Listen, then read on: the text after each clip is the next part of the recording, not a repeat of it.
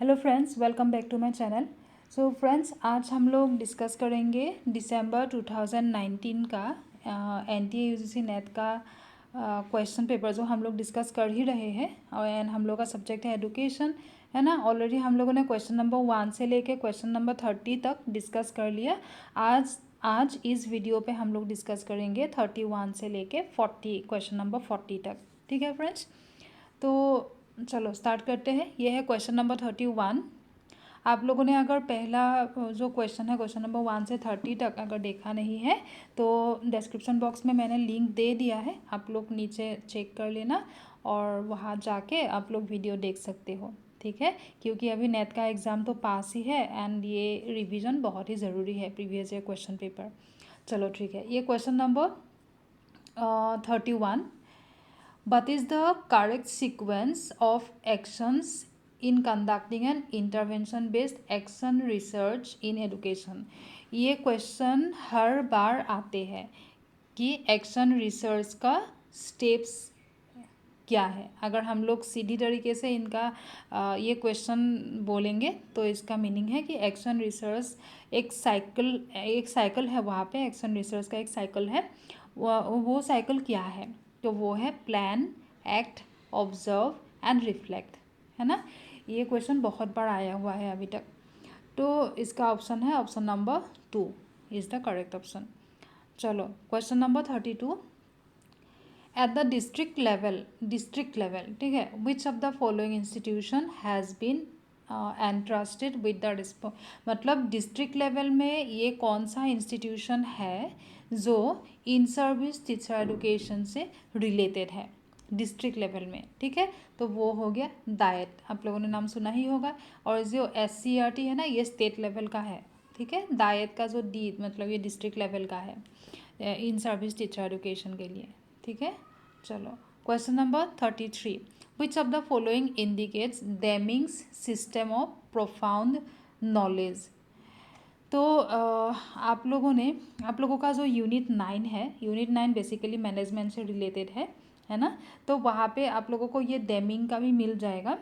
तो friends, Deming ने क्या बोला था कि हम लोग अगर अप्रोप्रिएट प्रिंसिपल फॉलो करेंगे मैनेजमेंट में, हम लोगों का जो ऑर्गेनाइजेशन है वो ऑर्गेनाइजेशन अगर अच्छे तरीके से हम लोग मैनेज कर पाएंगे एज ए मैनेजर, तभी तो हम लोगों का क्या होगा, क्वालिटी का प्रोडक्ट हम लोग प्रोड्यूस कर पाएंगे, है ना। एंड जितना क्वालिटी का प्रोडक्ट प्रोड्यूस होगा उतना ही हम लोगों का वेस्ट मटेरियल कम होगा, है ना। कस्टमर सेटिस्फेक्शन ज़्यादा होगा और जितना वेस्ट मटेरियल कम होगा उतना ही क्या होगा, हम लोगों का कॉस्ट भी रिड्यूस होगा, है ना। नहीं तो क्या होता, कस्टमर अगर हम लोगों के प्रोडक्शन से सेटिस्फाई नहीं है तो हम लोगों को अपना मतलब प्रोडक्ट को इम्प्रूव करना पड़ता है। ठीक है, तो फिर से वहाँ पे पैसा लगता है। ठीक है, तो पहले ही अगर हम लोग क्वालिटी का प्रोडक्ट प्रोड्यूस करेंगे तो हम लोगों का क्या होगा, जो कॉस्ट है ना, बाद में जो कॉस्ट हम लोगों का फिर से लग सकता है वो कॉस्ट रिड्यूस होगा, है ना। तो डेमिंग का वो मानना था कि by adopting appropriate principle of management organisations can increase quality. ठीक है, तो यहाँ पे पूछा है कि डेमिंग का जो सिस्टम ऑफ प्रोफाउंड नॉलेज है, तो उनसे रिलेटेड जो 4 थ्योरीज है, उनसे रिलेटेड 4 थ्योरीज है, वो कौन कौन सा है। ठीक है, तो वो है optimisation, variation, knowledge and psychology. Option number 1 is the correct option.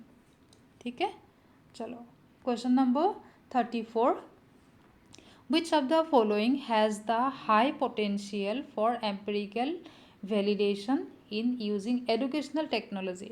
Educational technology कहाँ पे यूज़ होते हैं? तो ये प्रोग्राम, ज़्यादातर कहाँ पे, प्रोग्राम इंस्ट्रक्शनल मटेरियल, है ना। यहाँ पे ये तो टेक्नोलॉजी, एजुकेशनल टेक्नोलॉजी रिलेटेड है। ठीक है, तो option number 4 is the correct option.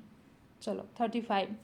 In the instructional design based on Skinner's theory of reinforcement, मतलब स्किनर का जो रीइंफोर्समेंट थ्योरी है उनके ऊपर बेस करके जो इंस्ट्रक्शनल डिज़ाइन है, ठीक है, जो एक ऐसा इंस्ट्रक्शनल डिज़ाइन जो कि स्किनर के रीइंफोर्समेंट थ्योरी के ऊपर बेस है, तो वो उसका मतलब अप्रोप्रिएट सेट ऑफ एक्टिविटीज़ किया है उनमें, अप्रोप्रिएट सेट ऑफ एक्टिविटीज़ क्या क्या है। तो स्किनर का जो थ्योरी ऑफ रिइंफोर्समेंट है उसके ऊपर बेस करके जो इंस्ट्रक्शनल डिज़ाइन है वो क्या फॉलो करते हैं, step by step presentation of learning material. जो हम लोग का लर्निंग मटेरियल है उनको हम लोग स्टेप बाय स्टेप प्रोड्यूस करें, ठीक है, प्रेजेंट करें एंड स्टूडेंट का रिस्पॉन्स देखें, ठीक है, एंड जितना जल्दी हो सके उनको फीडबैक दे, ठीक है।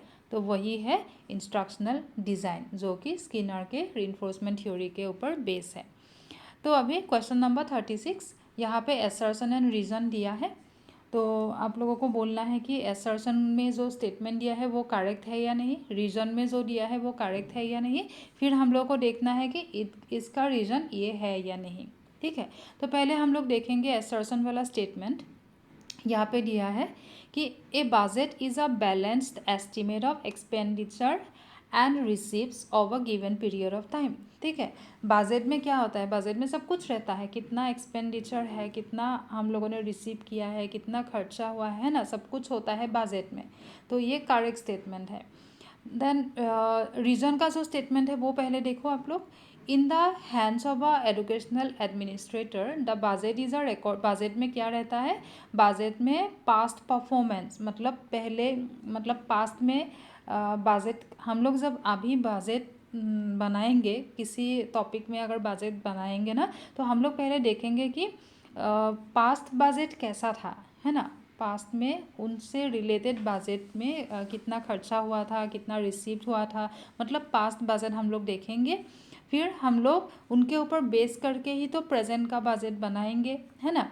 तो क्या होता है, budget is a record of past performance, a method of current control and the projection of future plans. Budget में सब कुछ हम लोग इंक्लूड करेंगे, मतलब पास्ट में कैसा था उसके ऊपर बेस करके प्रेजेंट का जो कंट्रोल है, करेंट कंट्रोल, वो देखेंगे एंड फ्यूचर प्लान भी उनमें उनके अंदर रखेंगे कि ये फ्यूचर में इन एरिया में हम लोगों को इतना खर्चा हो सकता है, ऐसे हम लोग फ्यूचर प्लान के लिए भी वहाँ बनाएंगे, ठीक है। तो ये भी एक करेक्ट है, बजट में सब कुछ रहता है, ठीक है। तो असर्शन वाला स्टेटमेंट भी करेक्ट है, रीजन वाला स्टेटमेंट भी करेक्ट है, दोनों करेक्ट है।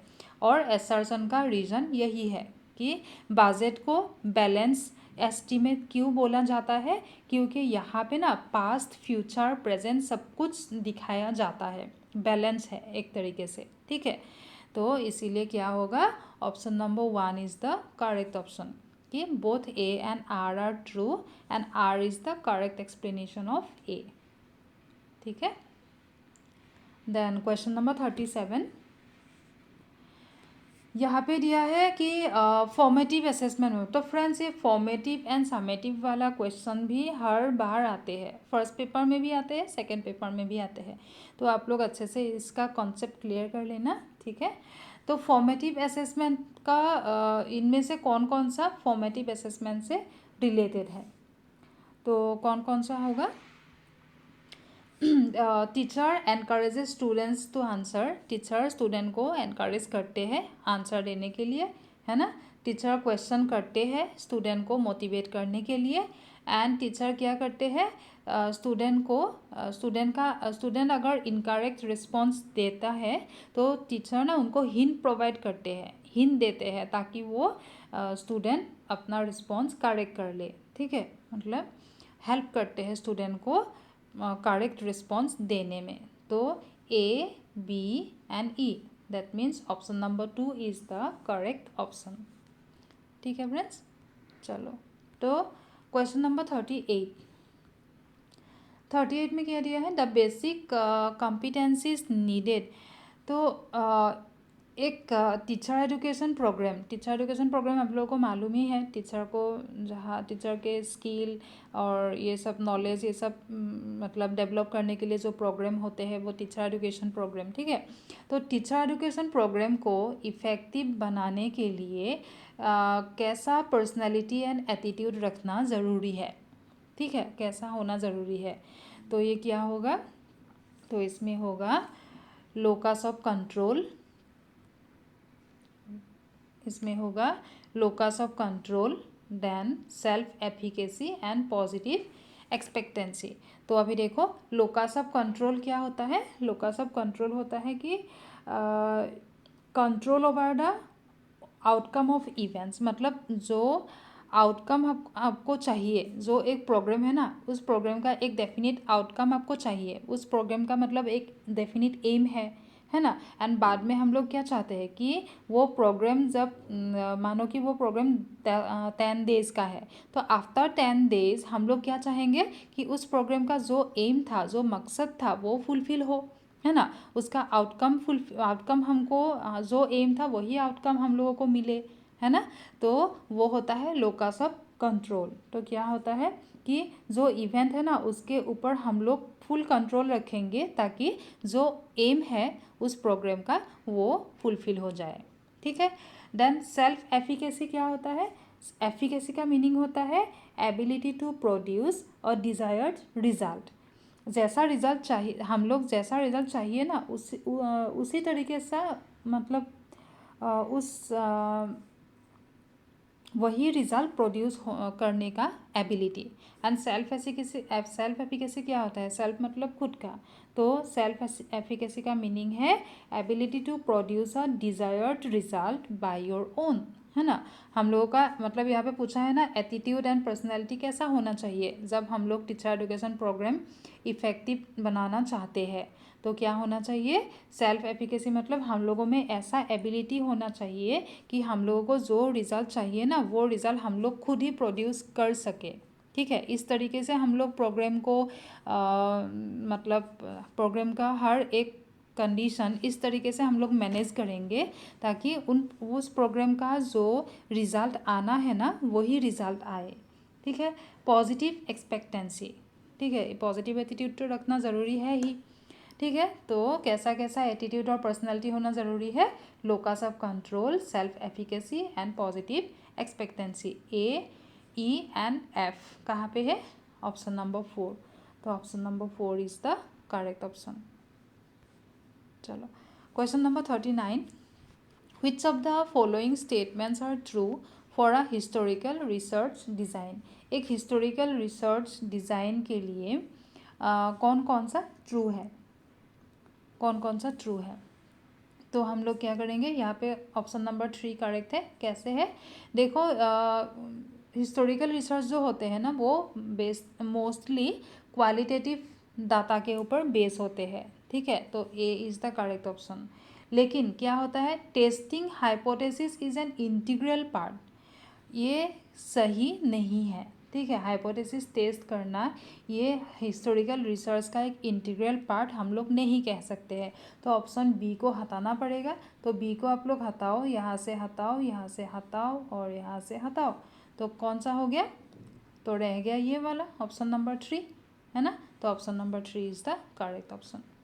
चलो ये है लास्ट क्वेश्चन, क्वेश्चन नंबर 40। अगर वीडियो आप लोगों को अच्छा लगा है तो एक लाइक कर देना और शेयर कर सकते हो अपने फ्रेंड लोगों के साथ, सब्सक्राइब कर देना, ठीक है। और ये क्वेश्चन हम लोग डिस्कस कर लेते हैं। Question number 40, the correct sequence in the development of educational technology. तो अभी हम लोगों को क्या मालूम है कि जो टेक्नोलॉजी है ना, एजुकेशनल टेक्नोलॉजी, वो डे बाय डे इंक्रीज़ होता जा रहा है, एडवांस होता जा रहा है ना। तो पहले कैसा था, मतलब आपको करेक्ट सीक्वेंस पूछा है कि एजुकेशनल टेक्नोलॉजी डेवलपमेंट का करेक्ट सीक्वेंस कौन सा है, मतलब बहुत एकदम पहले कौन सा आया था, ऑडियो एज आया था, है ना। पहले कौन सा आया था, रेडियो, जो जहाँ पे सिर्फ ऑडियो आते हैं, है ना। फिर वीडियो एज भी आ गया, उसके बाद ऑडियो विजुअल एज, है ना। एंड उसके बाद अभी जो हम लोग यूज़ करते हैं आईसीटी है ना, तो वो है ये है करेक्ट सीक्वेंस। ऑडियो पहले आया था, उसके बाद video, then audio visual aids, then ICT supported aids, ठीक है फ्रेंड्स। तो नेक्स्ट वीडियो में हम लोग क्वेश्चन नंबर 41 से डिस्कस करेंगे जितना होता है। तो वीडियो आप लोग जो भी इम्पोर्टेंट लिंक है आप लोगों के लिए वो डिस्क्रिप्शन बॉक्स में मैंने दे दिया है, एक बार चेक कर लेना आप लोग, ठीक है फ्रेंड्स। चलो बहुत जल्द मिलते हैं हम लोगों के नेक्स्ट वीडियो में। Thank you.